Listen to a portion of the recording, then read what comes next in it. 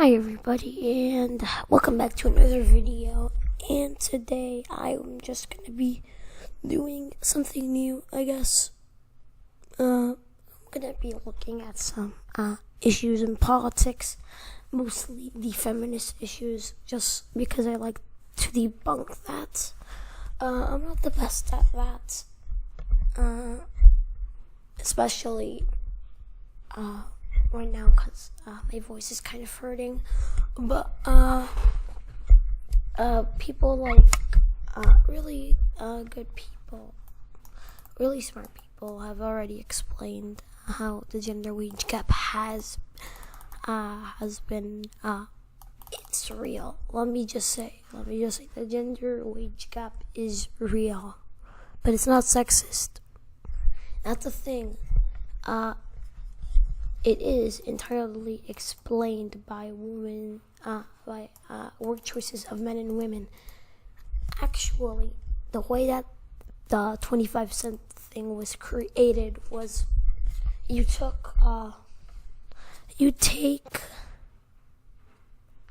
how much on average a man made and how much on average a woman made. And okay, let's accept the fact there is a gender wage gap. But the question is it sexist? No, it can't be. That would be illegal. 1936 Gender Equal Pay Act was passed, making it mandatory to pay the same thing. So why would it be that men make more on average than women, even in the same field? Well, this is how I could explain it. I'm just going to use a lot of this article because it was a pretty good article. So the first thing is, yeah, of course, the Equal Pay Act. And the thing is, a lot of men work overtime, and also women do that. But the thing is, the studies don't take into account who has more overtime, and overtime gets you more pay. So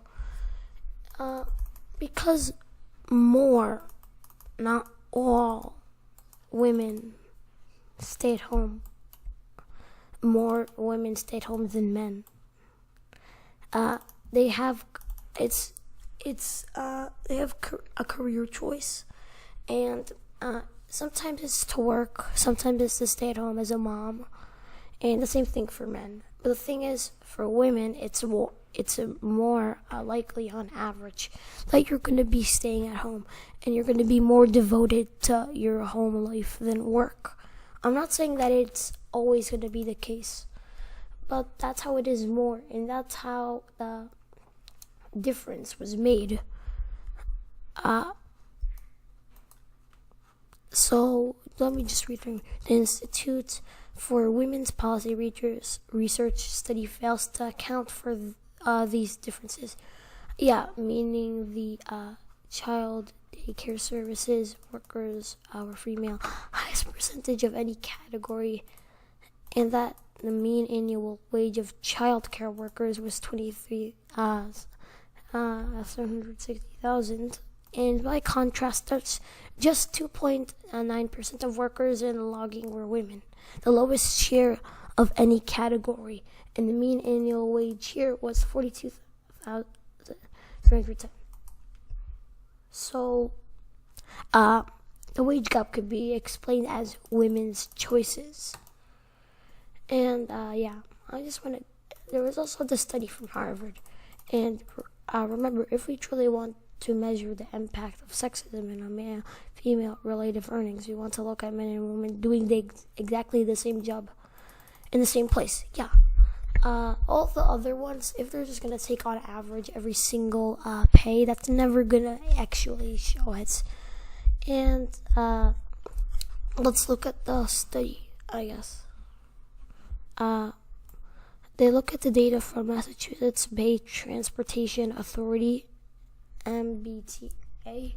This is a union shop with uniform hourly wages where men and women adhere to the same rules and receive the same benefits. Workers are promoted on the basis of seniority rather than performance.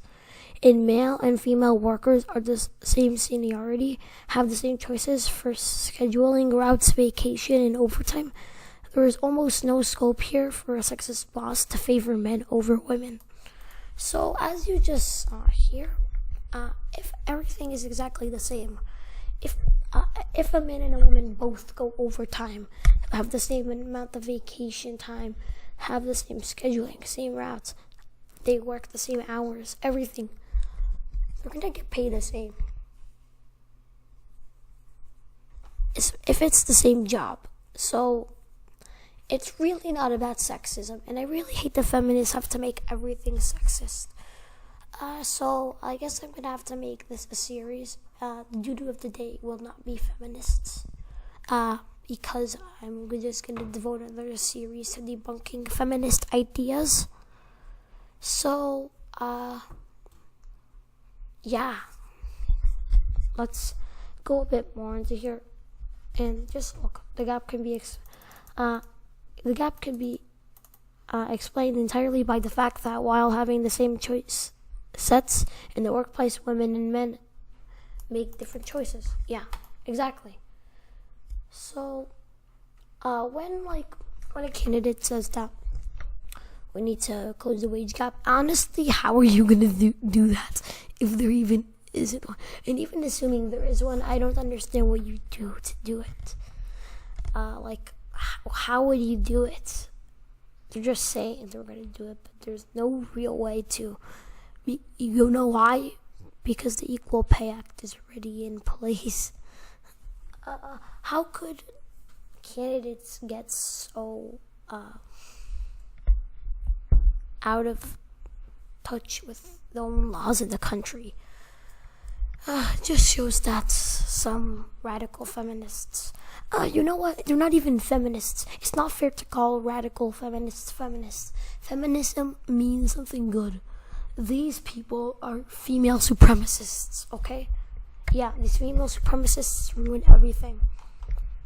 So yeah, thanks for watching, and I'll see you in the next video. Bye.